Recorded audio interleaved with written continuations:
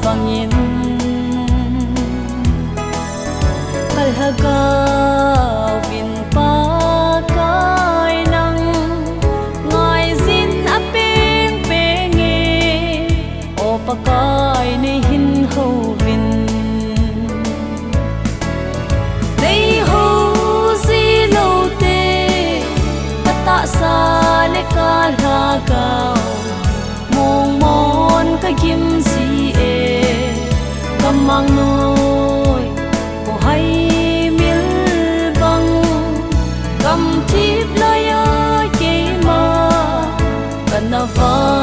mang si e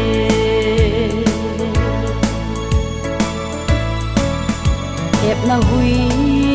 bang anong si ni tin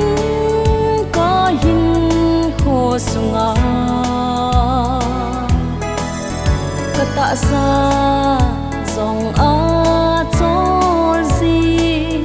nei hin holim pi zin kanava manglo na di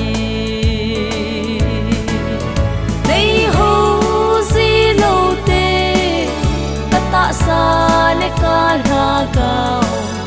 mong mon ka kim si e kamang noi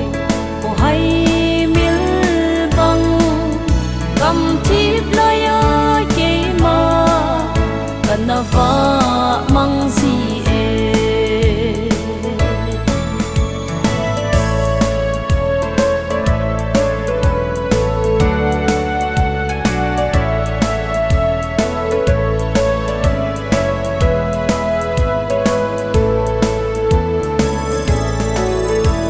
ha sa na ka gelin ka thu lai kim ken theina ka ki pa na thu gu ho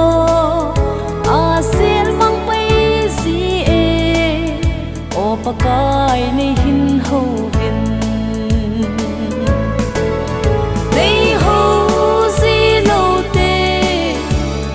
sa le ka ra ka mong mon ka kim si e kamang noi ko hai mil bang kam thi